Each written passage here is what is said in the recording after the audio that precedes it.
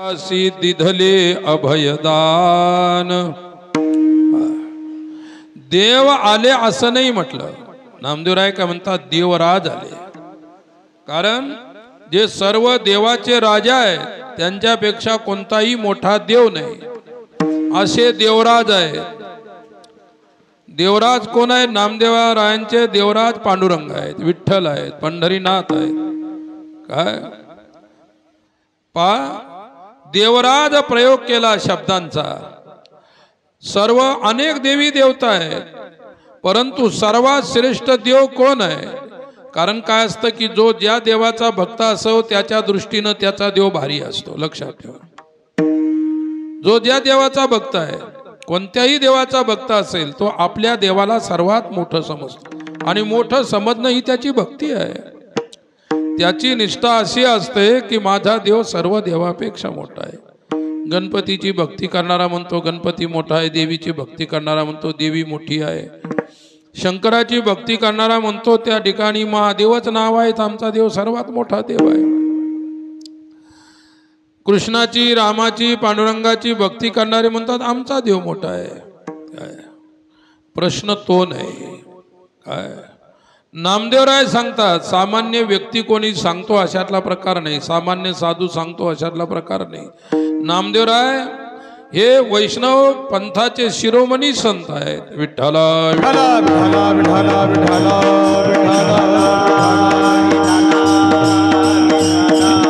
विठ्ठला विठ्ठला। भागवताच्या शेवटी शेवटी एक विषय आला की सर्वात श्रेष्ठ देव कोण, हा विषय आला।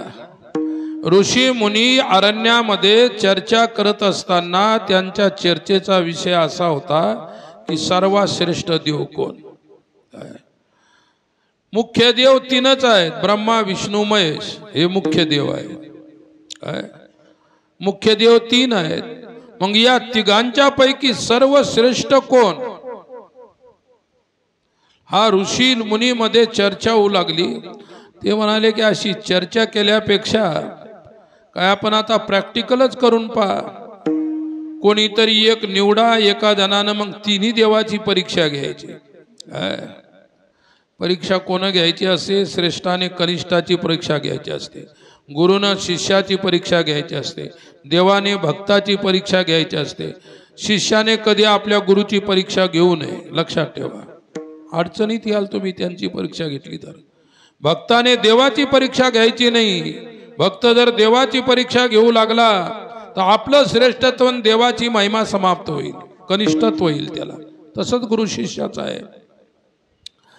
मग सर्व ऋषींनी एक काम केलं, म्हणाले कोण परीक्षा घेणार? त्यावेळी सर्वश्रेष्ठ ऋषीमध्ये भृगु ऋषी श्रेष्ठ होते। सांगितलं की भृगुला सांगा। भृगु तिथे बसलेलेच होते। सांगितलं महाराज, आमच्या ऋषी मुनीमध्ये सर्वश्रेष्ठ तुम्ही आहात, तुम्ही परीक्षा घ्या।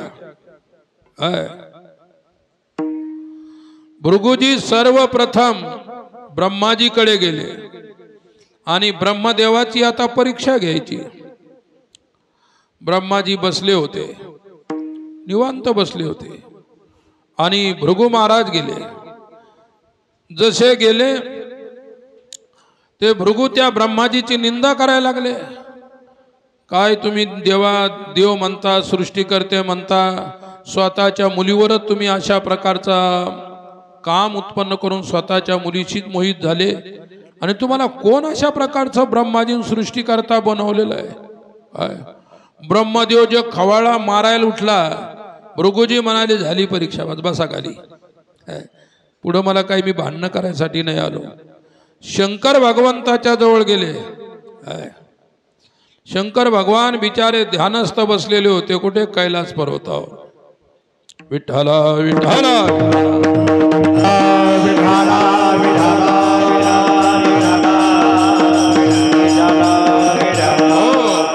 शंकर भगवंताचे दोनच ठिकाणे येत राहायचे, एक कैलास पर्वत आणि दुसरं स्मशान। मग ते कोणत्याही गावचं मशान असो, तिथे शंकर भगवान बसलेले असतात। तुम्हाला पाहायचे असेल तर मशानात जाऊन बसा, सापडतील एखाद दिवशी भेटतील. मी नाही म्हणत, शिवस्तुतीमध्ये असा उल्लेख आलेला आहे. स्मशानेश्वा क्रीडा स्मरहर पिशाच्या जना चिता समादेतो श्री गमिनी करोटी परिकरा अमंगल्यं श्रीरं भवतु नामैव मखिलं तथापि स्मरतु ना परमवदनं मंगलमसी. शंकराचा शोध घ्यायचा असेल तर कुठे घ्यायचा? स्मशानामध्ये.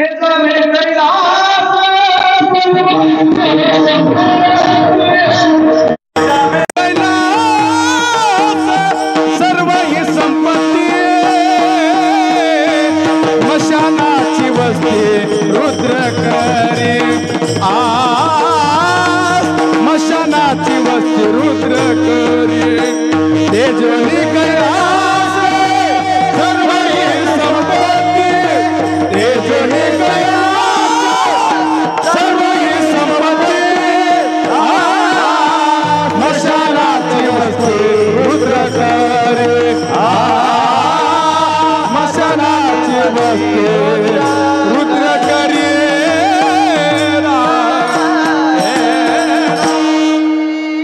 बोला. तेजोनी कैलास सर्व ही संपत्ती. सर्व ही संपत्ती स्मशानात वस्ती रुद्र करी. कैलास ती कैलासची संपत्ती सर्व सोडून कुठे राहिले? भगवान शिव मशानात राहिले. मग बेलाचे पानं व्हायला कुठे गेलं पाहिजे? अरे मंदिर धरून बसले तुम्ही. शिव मंदिरात भेटणार नाही, तो स्मशानात भेटतो. सर्वात प्रिय त्याला स्मशान भूमी आहे, लक्षात ठेवा. काशीला, उज्जैनला, आम्ही आता काशीला राहायचो. गरम गरम चिता भस्म रोज भगवान शंकराला लावलं की आम्ही तिथं पोचलेलोच असायचो. आमच्या कपाळाला आम्ही लावायचो. काय काशीच्या विश्वनाथ तिथे काशीमध्ये राहत असताना माझ्या अगोदर शंकर भारतीजी महाराज जायचे, त्यांच्यानंतर मी जायचो. गरम गरम भस्म देवाला लावल्याबरोबर पुजारी आम्हाला काढून द्यायचा. कपाळाला गरम गरम भस्म लावायचं. आणि तुम्ही मशानातली राख लावता का? अरे सावडून सोडून कुठं फेकून देता, फटकन घेऊन जा म्हणतात लवकर. हे ठेवू नका जास्त दिवस. घरातही हाडकं ठेवले तर म्हणतात जास्त दिवस. काय एका घरामध्ये असेच हाडकं ठेवले होते कुठेतरी तीर्थात टाकायसाठी. आणि रात्र झाली ते जे हाडकं बांधलेले होते ना, त्याच्यातून कोणीतरी बोलायचं. मी काय अशा गप्पा नाही सांगत, माझ्यावर बितली म्हणून तुम्हाला सांगतो. विठ्ठला विठ्ठला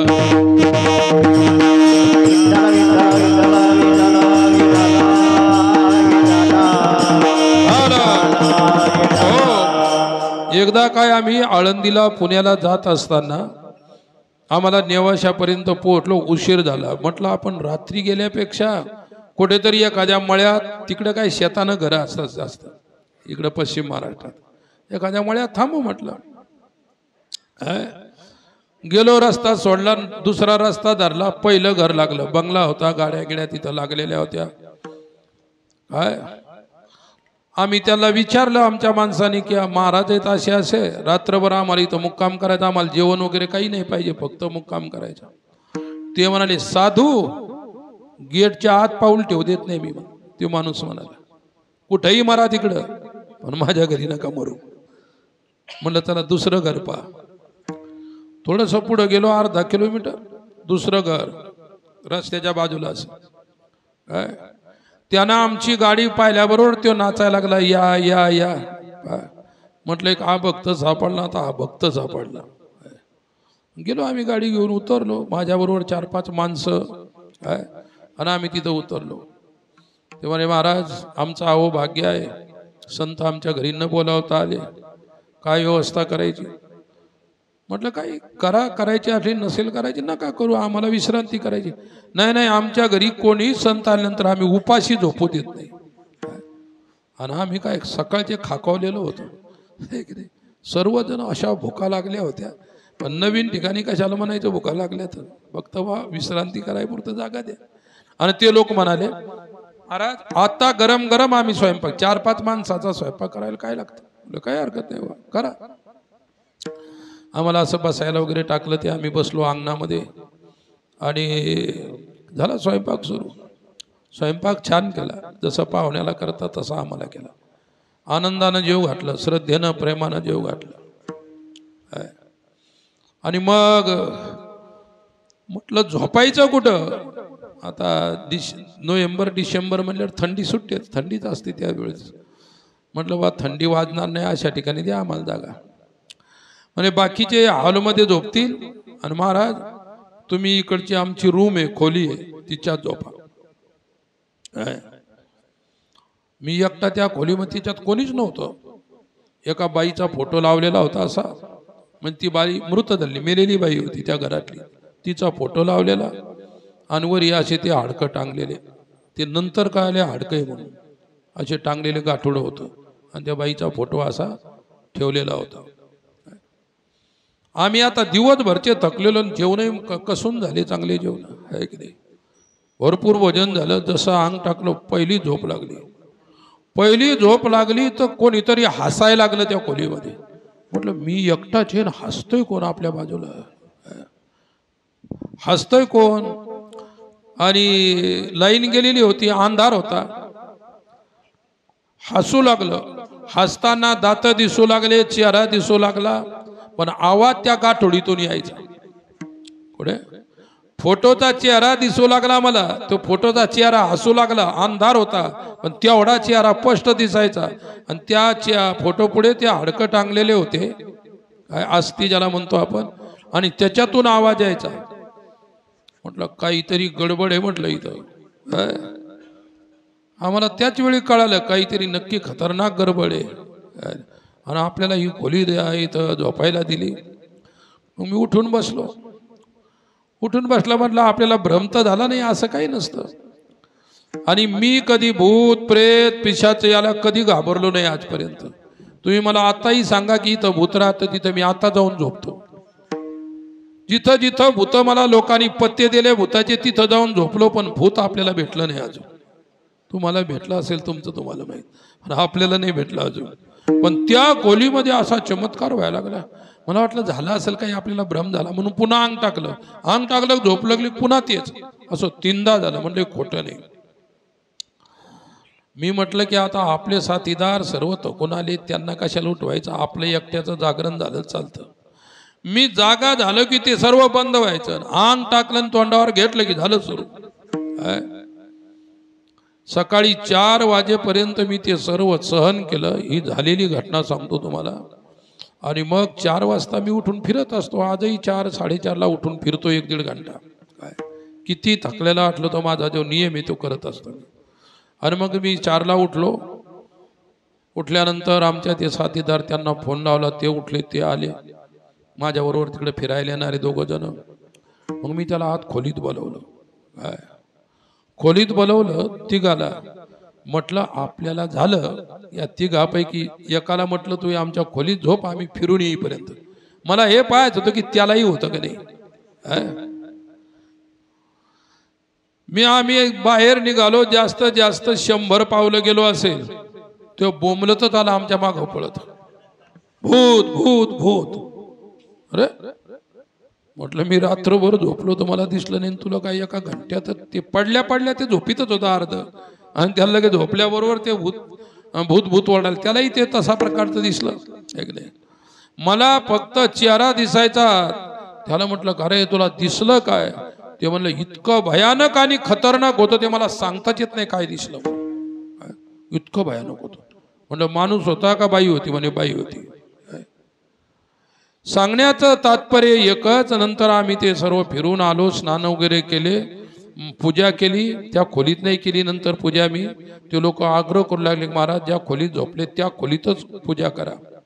त्यांना फक्त एकच पाहिजे होतं, महाराज झोपले म्हणजे आपल्या खोलीतलं पळून जाईल।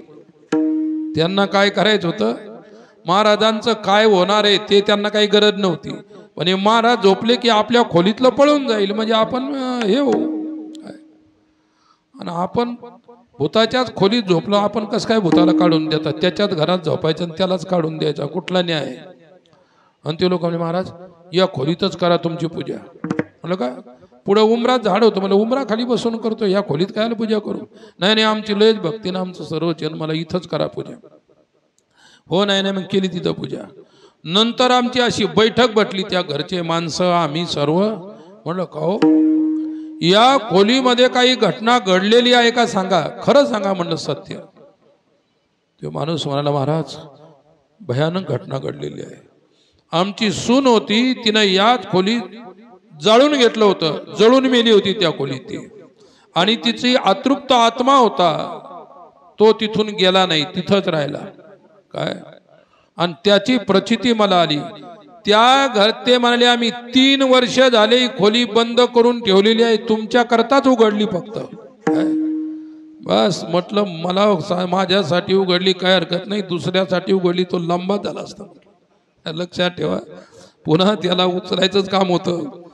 माझ्यासाठी केलं ठीक आहे, म्हणे महाराज काय करावं लागतं, कसं करावं लागतं, काय करावं लागतं, काय सांगितले त्याला। आता 2-4 गोष्टी समाधानाच्या, इथं असं काहीतरी करा, पूजा पाठ करा, तांत्रिक मांत्रिक आणून हे करून ते करून, जे आपल्याला मान्य नाही पण आपण त्याच्या संकटासाठी सांगितली 2 गोष्टी।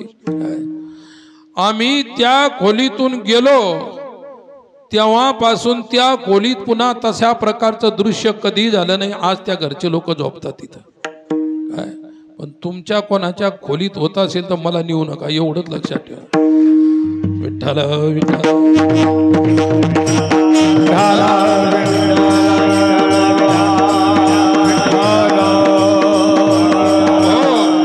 आपला विषय होता की भगवान शिव कैलास पर्वतावरती राहतात, नंबर 2 कुठे राहतात, स्मशानात राहतात। शिवाची आवडीची जागा स्मशान आहे। एक गोष्ट लक्षात ठेवा, तुमच्या घरात तुम्हाला प्रेत बाधा होईल, भूत बाधा होईल, पण मशानात तुम्हाला कधी प्रेत भूत बाधा होणार नाही, हा माझा अनुभव सांगतो। आणि मी मशानात राहिलेलो आहे म्हणून बरं काय। आणि तुम्हाला जर प्रतीती पाहिजे तुम्ही राहून पहा। तर सांगण्याचं तात्पर्य की मशानासारखी पावन पवित्र भूमी नसते दुसरी। मंदिरात तरी लोक चुकीचे लोक चांगले लोक येऊन तिथे दोष निर्माण होऊ शकतात, मशानात कोणी चुकीचं बरोबर जात नाही। मशानची भूमी नेहमी पवित्र असते, आणि कोणतीही साधना सफल करायची असेल तर जेवढी मठ मंदिरात अरण्यात होणार नाही तेवढी स्मशानात होत असते, हा माझा अनुभव आहे। विठ्ठला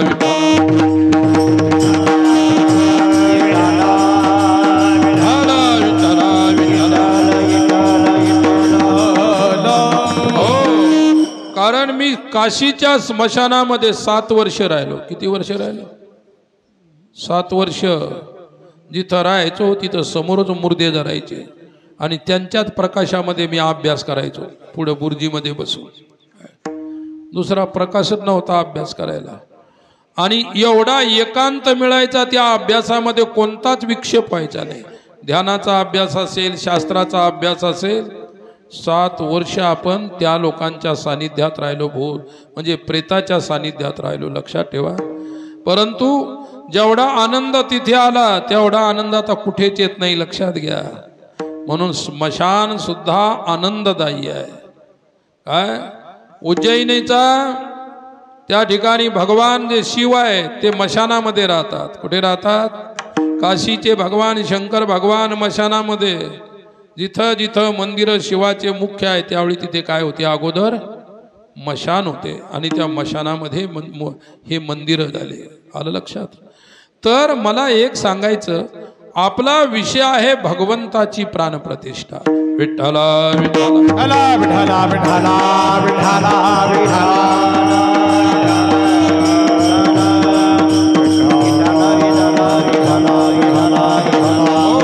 म्हणून भगवान देवराज आहे, पांडुरंग कसे आहेत? देवाचे राजा आहेत। सकळ देवाधी देवा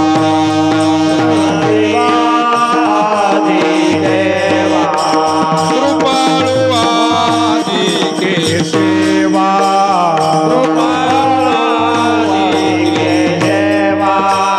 महानंदा महानुभवा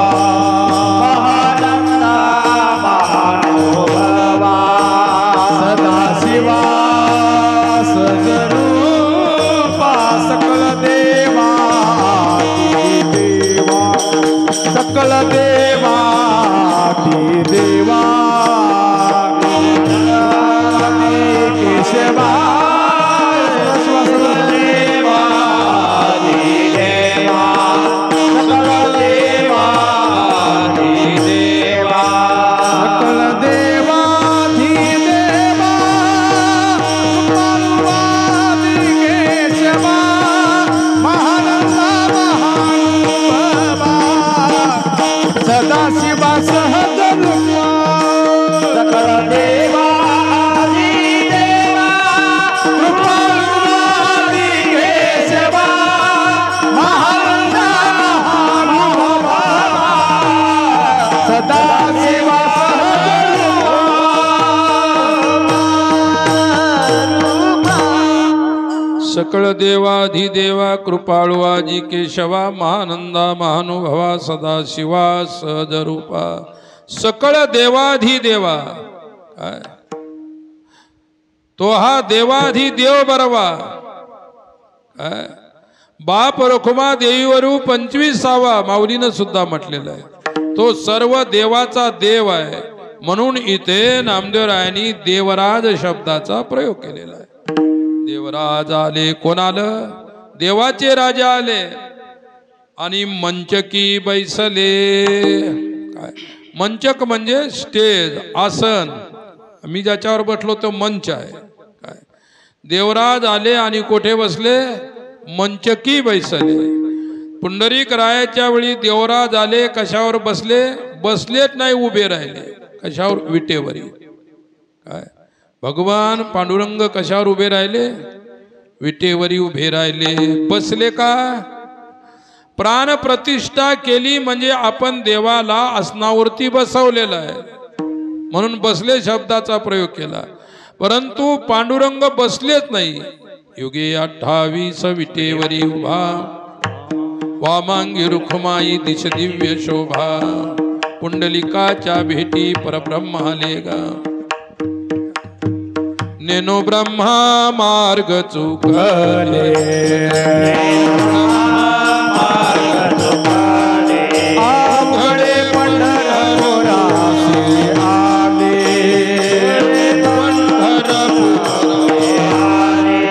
भक्त पुंडलिके देखिले.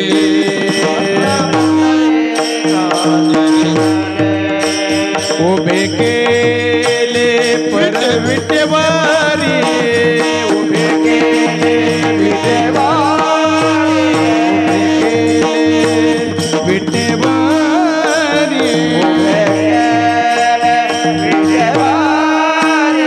तो हा विठोबाची धान, तो हा विठोबाची धान, तो हा विठोबाची धान, तो हा विठोबाची धान. तेनो ब्रह्म मार्ग चुकले, उघडे पंढरपुरासी आले, बाप्पाने म्हणून विठ्ठले, भक्तादीचा विठ्ठवरी. नेनो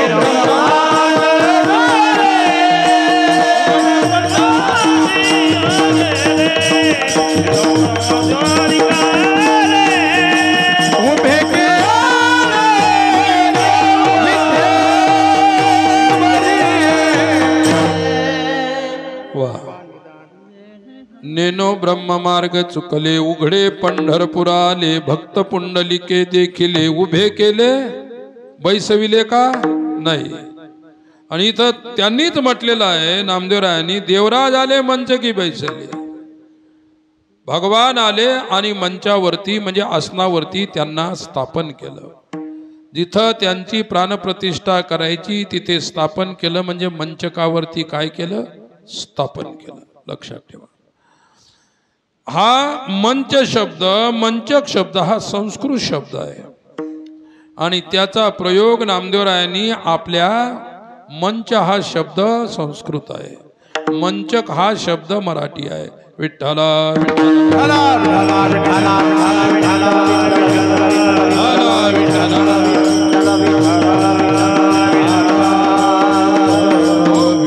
पुंडरीक रायाने उभे केलं त्याला, त्या दैवताला.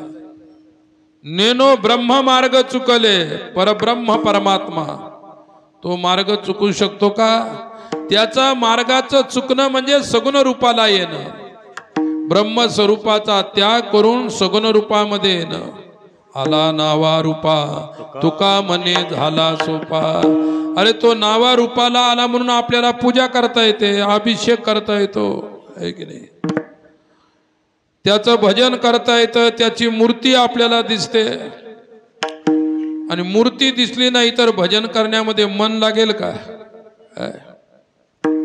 अरे चहा दिसल्यानंतर एखादा अभंग पुन्हा शिल्लक होऊन जातो, पण दिसल्यावर होतो का नाही? चहाच नसला तर एक अभंग लगेच म्हणतात गवळण घेऊन टाका, काही खरं दिसत नाही. म्हणजे परब्रह्म परमात्मा सगुण रूपात आला. सोपा म्हणजे भक्ती करण्यासाठी सोपा झाला. ज्ञानात मूर्ती नाही, भक्तीमध्ये मूर्ती हा विषय आहे. वेद काय सांगतात? न तस्य प्रतिमा असती. ईश्वराची कोणतीही प्रतिमा नाही, लक्षात ठेवा, कोणतीही मूर्ती नाही परमेश्वराची. भक्ताला ज्या स्वरूपात दर्शन झालं त्या स्वरूपाच्या मूर्त्या बनल्या. तुम्हाला असं दिसलं तसं तशी मूर्ती बनली, पण वेद सांगतो न तस्य प्रतिमा असती. आपल्यामध्ये वेद प्रमाण आहे, मग त्याची प्रतिमा नाही. म्हणून म्हणतात नेनो ब्रह्म मार्ग चुकले, उघडे पंढरपुराले. उघडे म्हणजे ते निर्गुण निराकार परमात्मा, उघडे म्हणजे उपाधी रहित. विठ्ठला